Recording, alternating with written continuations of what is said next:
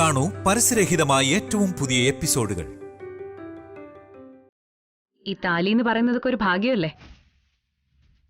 അത് കഴുത്തിൽ കയറിയാലും ഭർത്താവിന്റെ കൂടെ കഴിയാനേ ഒരു ഭാഗ്യം വേണം.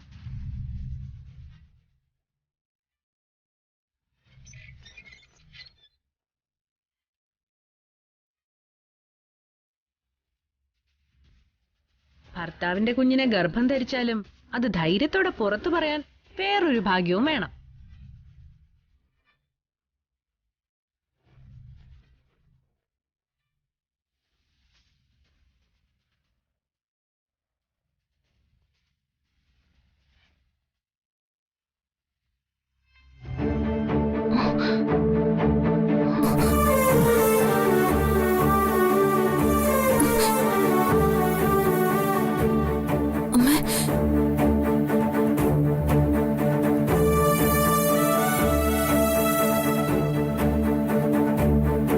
ഇവരെന്തിനാ ഈ സമയത്ത് ഇവിടെ? അമ്മ എന്താ ഇവിടെ? എന്താ അമ്മ?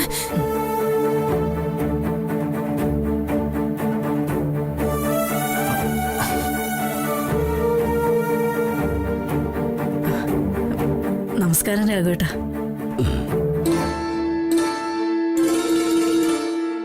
എന്താ ശാരദേ, മകള് വിളിച്ചിട്ട് വന്നതാണോ? അവള് പറഞ്ഞിട്ടല്ല, ഞാൻ തനിയെ. കല്യാണം മറ്റന്നാളാ, അതിനേ ഉള്ളൂ അന്യർക്ക് ക്ഷണം. അതുവരെ മകളെ മാത്രമേ ഇവിടെ നിൽക്കാൻ അനുവദിച്ചിട്ടുള്ളൂ.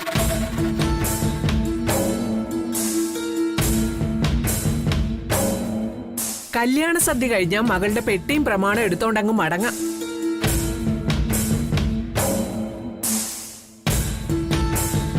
ഭാമേ, വീട്ടിൽ കയറി വരുന്നവര് ശത്രുക്കളായാൽ പോലും അപമാനിച്ചയക്കരുത്.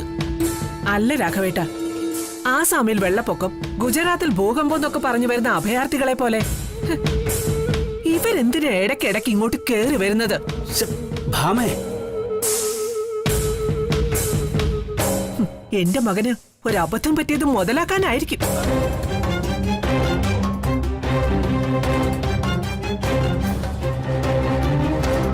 ഒരു താലിച്ചരടിന്റെ ബന്ധമുള്ളത് കൂടി മുറിഞ്ഞു വീഴും മറ്റന്നാള്.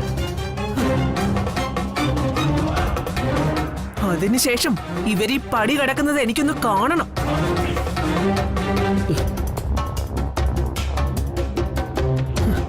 അക്കാര്യം സംസാരിക്കാനാ ഞാൻ വന്നത്. ഈ കല്യാണം നടക്കരുത്.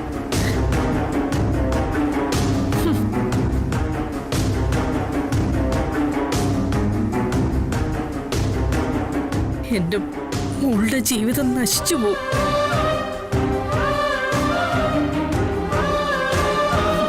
ഈ കല്യാണം നടന്നിരിക്കും ശാരദാമ്മേ. അത് സത്യഭാമയുടെ തീരുമാനം. അങ്ങനെ പറയല്ലേ സത്യാമ്മ. നാടിന് മുഴുവൻ നീതി ന്യായവും നടപ്പാക്കുന്ന സത്യാമ്മ എന്റെ മകളോട് അനീതി കാട്ടല്ലേ.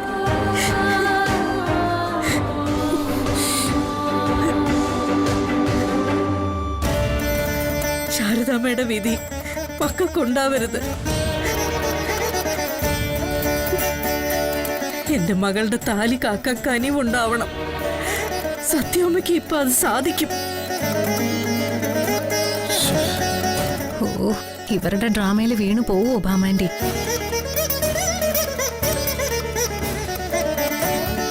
മാറി നിൽക്കേ. നിങ്ങളോട് മാറി നിൽക്കാനല്ലേ പറഞ്ഞത്? അനുകൂലമായൊരു തീരുമാനം ഉണ്ടാകാതെ ഞാൻ ഇവിടുന്ന് മാറില്ല സത്യാമ്മേ. ഞാൻ സത്യാമ്മയുടെ കാല് പിടിക്കാം.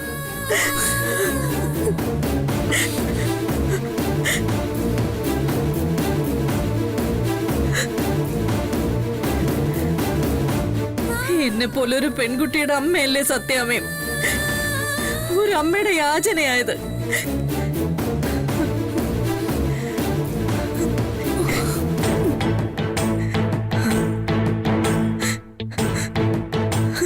ഭാമേ, ഒരമ്മയുടെ കണ്ണീര് വീണ് പൊള്ളരുതി വീട്. നാളെ ഒരു തീയായി മാറിയെന്നിരിക്കും. എത്ര ഉയരമുള്ള മേൽക്കൂരയാണെങ്കിലും പെൺശാവമേറ്റ കൊട്ടാരങ്ങളൊന്നും കത്തിയമരാതിരുന്നിട്ടില്ല.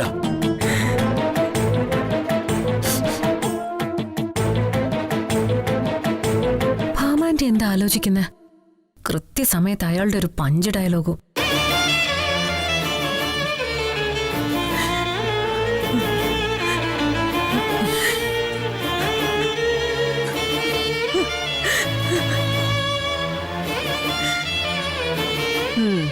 ശരി, എഴുന്നേക്ക്. സത്യമേ, എഴുന്നേൽക്കാനാ പറഞ്ഞത്.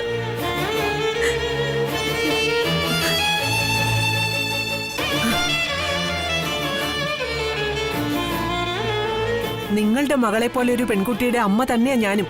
ഇവളും വിവാഹിതയാ.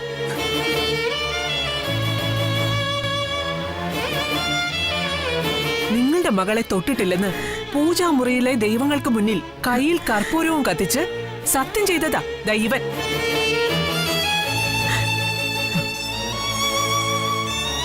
അതുപോലെ 1 വർഷമായി ഭർത്താവുമായി അകന്നു കഴിയുന്ന ഇവളുടെ വയറ്റിലൊരു കുഞ്ഞുണ്ടെന്ന് പറഞ്ഞാലും സത്യഭാമ ഇതേ ചെയ്യൂ.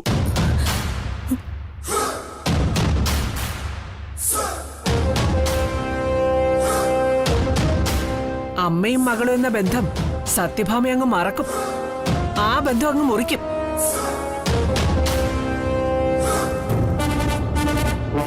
സത്യഭാമയെ സംബന്ധിച്ച് നാടിനും വീടിനും ഒരു നീതി തന്നെയാ ശാരദ.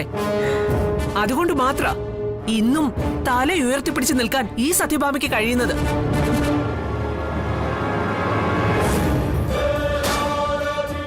പക്ഷെ ശാരദ കാലു പിടിച്ച് കെഞ്ചിയതുകൊണ്ടും രാഘവേട്ടൻ പറഞ്ഞതിനാലും എന്റെ തീരുമാനം തിരുത്താൻ ഞാൻ തയ്യാറാ.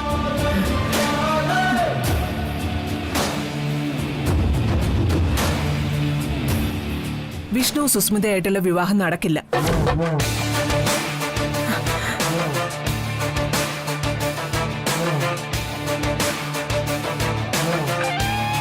ഈ ശാലിനി തന്നെയായിരിക്കും വിഷ്ണുവിന്റെ ഭാര്യ.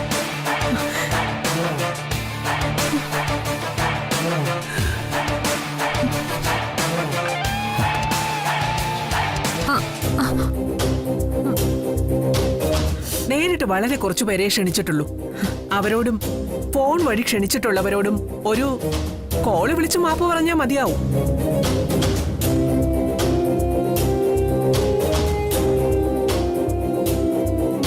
വെഡിങ് കാർഡും പ്രിന്റ് ചെയ്തു വരുന്നതേ ഉള്ളൂ. പിന്നെയുള്ളത് നാദസ്വരം, സ്റ്റേജ് ഡെക്കറേഷൻ, ക്യാമറ.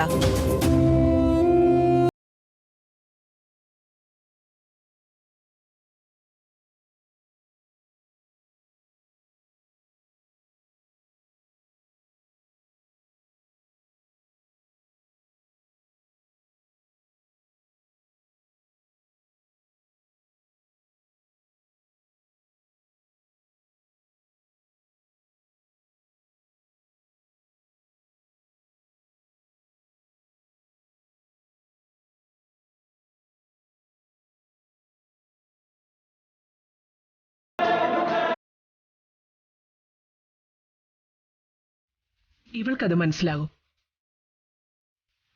ഇവളെയും സരളയും ഞാൻ പറഞ്ഞു മനസ്സിലാക്കിക്കോളാം.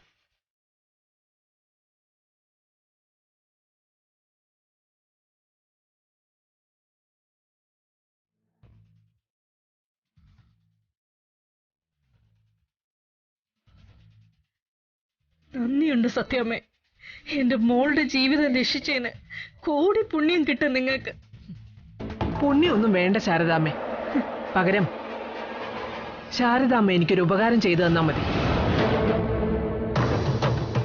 അയ്യോ, എന്താ വേണ്ടെന്ന് പറഞ്ഞോളൂ. എന്നെ കൊണ്ട് സാധിക്കുന്നത് എന്തും ചെയ്തു തരും ഞാൻ സത്യാമ്മയ്ക്ക്. എന്റെ ജീവൻ വേണോ? പറയൂ. ജീവനും വേണ്ട ശാരദാമ്മേ. പകരം ഇവളുടെ ഈ ഗർഭത്തിന് പിന്നിലെ സത്യം എന്താണെന്ന് ഒന്ന് വാ തുറപ്പിച്ചു തരണം ശാരദാമ്മ.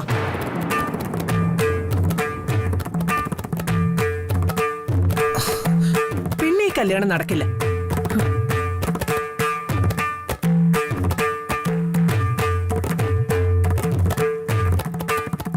അടിപൊളി വമ്പൻ ട്വിസ്റ്റ്. പതിവ് പോലെ ഭാമാന്റെ നിരാശപ്പെടുത്തിയില്ല. സത്യമേ. പൂങ്കണ്ണീരൊന്നും വേണ്ട ശാരദാമ്മേ, അത് കുറെ ഒഴുക്കി കളഞ്ഞതല്ലേ. ഇപ്പോ പറഞ്ഞ പണി ചെയ്യാൻ പറ്റുമോ നോക്ക്.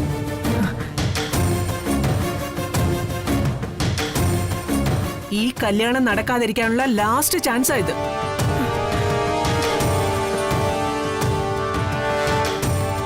ഇനി ഇവള് സത്യം പറഞ്ഞില്ലെങ്കിൽ ഈ ലോകത്തുള്ള ഏത് ശക്തി എതിര് നിന്നാലും സത്യഭാമ ഈ കല്യാണം നടത്തിയിരിക്കും.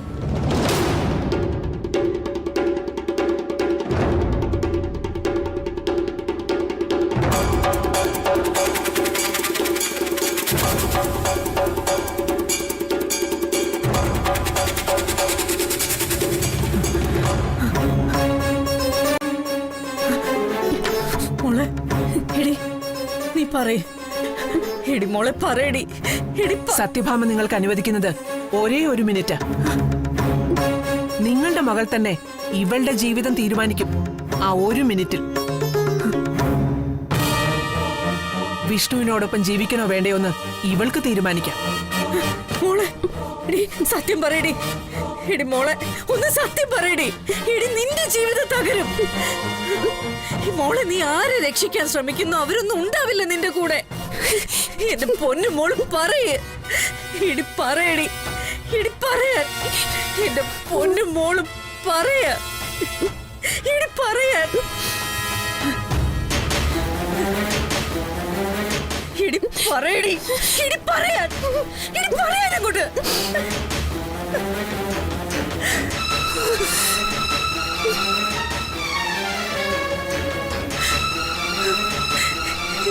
എടി എന്റെ പൊന്നു മോളല്ലേ പറയടി. നിർത്ത. അനുവദിച്ച സമയം കഴിഞ്ഞു, നിങ്ങൾക്ക് പോകാം. ഞാൻ ഒന്നുകൂടി അവളെ കൊണ്ടുവന്ന് മോളെ പറയേ. ഇനി സത്യഭാമയുടെ ഭാഷ മാറും. സത്യഭാമയേക്കാൾ വലിയ മൂർത്തികളൊന്നും വേണ്ട ഈ വീട്ടിൽ.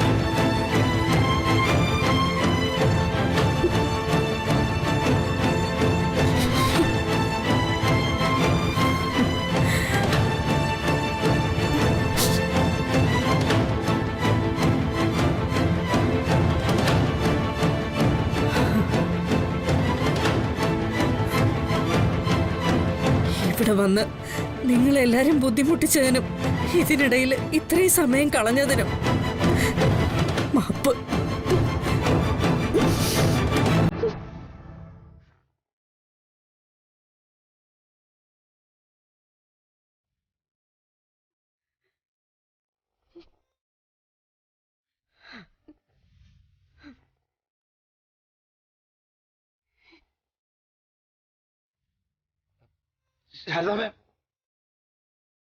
വിഷ്ണു നിൽക്ക.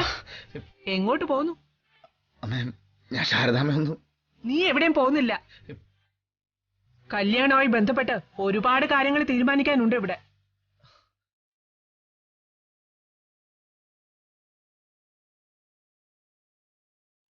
മാത്രല്ല അവരിനി നിനക്ക് ആരുമല്ല. എപ്പോഴോ ഭക്ഷണം വിളമ്പി തന്ന ഒരു ചായക്കടക്കാരി മാത്രം.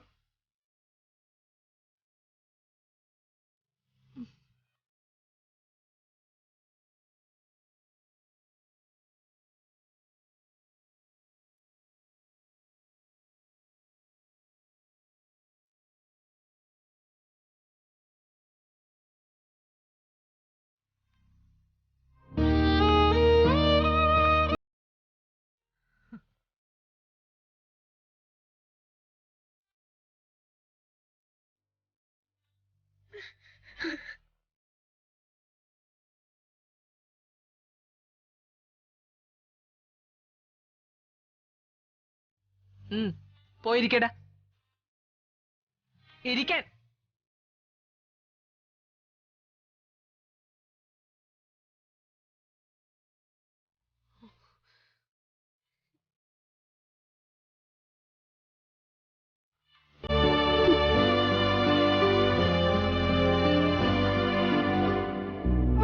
മോളിരിക്കെ.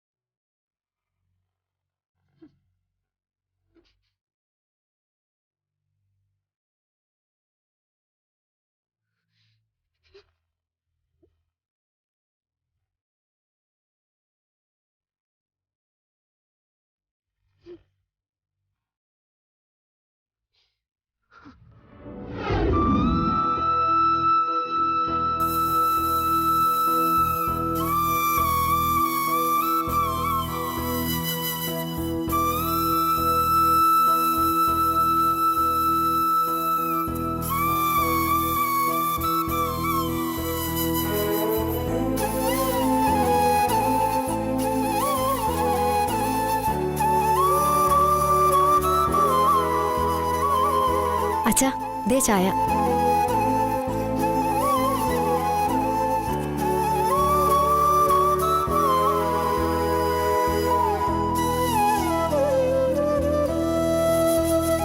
അച്ഛനെന്താ ആലോചിക്കുന്നേ?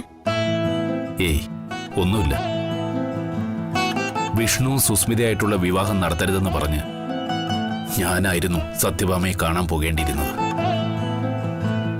അതൊക്കെ ഒരച്ഛന്റെ കടമ. എന്നിട്ടും അച്ഛൻ ഇതൊക്കെ കൈയും കെട്ടി നോക്കി നിൽക്കാനേ പറ്റുന്നുള്ളൂ. അതൊന്നും സാരമില്ല അച്ഛാ, അമ്മയ്ക്ക് ഇപ്പൊ ഇതൊക്കെ ശീലായി. അച്ഛൻ ചായ കുടിക്കും, ഞാനേ കുളിക്കാനായിട്ട് വെള്ളം ചൂടാക്കി കുളിമുറി വെക്കാം.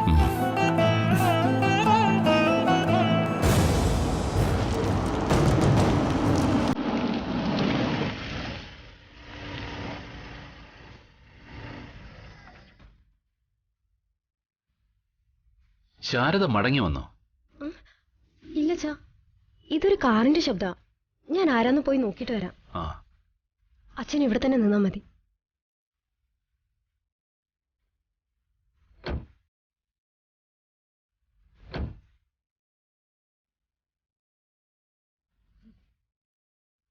ശാരദ എവിടെടി?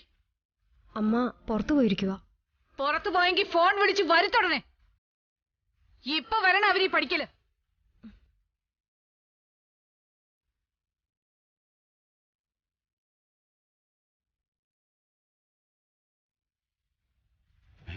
ഇത് നമ്മുടെ വിജയലക്ഷ്മിയാണല്ലോ.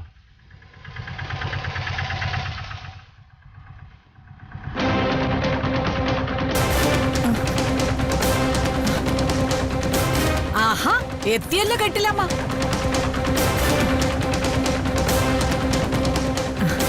എന്താ വിജയലക്ഷ്മി, നിങ്ങൾ എപ്പോ എത്തി? എത്തിയ കഥയൊക്കെ പിന്നെ പറയാം. ആദ്യം ഇവിടുന്ന് എന്റെ വീട്ടിലേക്ക് കെട്ടിപ്പൊതിഞ്ഞു വിട്ട ചില പാഴ്വസ്തുക്കളെ തിരിച്ചേൽപ്പിക്കണം തോന്നി. ഇപ്പൊ വന്നത് അതിനാ.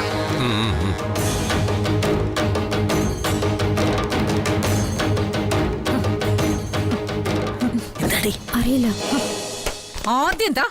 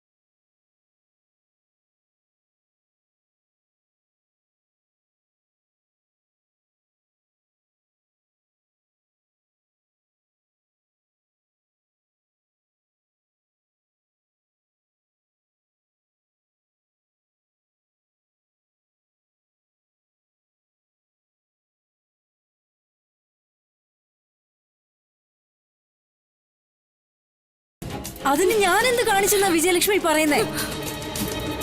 30 പവൻ പൊന്നെന്ന് പറഞ്ഞ ശാരദയ്ക്ക് എടുത്താ പൊങ്ങാത്ത ഭാരമായിരുന്നു. എന്നിട്ടും കുട്ടികൾ തമ്മിൽ ഇഷ്ടത്തിലായതുകൊണ്ടാ ഞാനത് സമ്മതിച്ചു തന്നത്.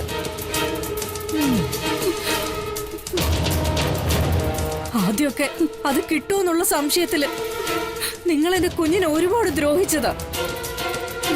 എന്നിട്ടും അതൊക്കെ ഞാൻ ക്ഷമിക്കുകയും സഹിക്കുകയും ചെയ്തു.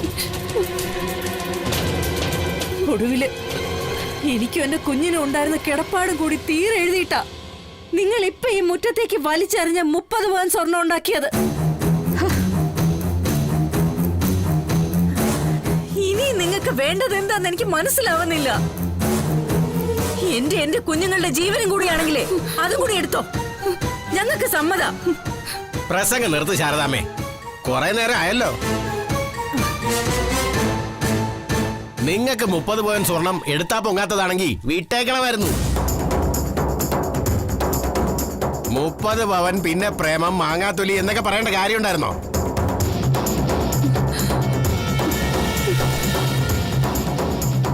രാജീവിന് ഞങ്ങൾ വേറെ പെണ്ണാലോചിച്ച് വെച്ചിരുന്നതാ. അവനൊരു കോളേജ് ലെക്ചറാ. അതുകൊണ്ട് 30 അല്ല 300 പവൻ പൊന്നുമായിട്ട് ക്യൂ നിന്നേനെ പെമ്പിള്ളേരുടെ അച്ഛനമ്മമാര്. ഹ, അതിനു പകരം ഇങ്ങനത്തെ മെനകെട്ട പരിപാടിയിൽ കുരുങ്ങിപ്പോയി എന്റെ അനന്തരവൻ.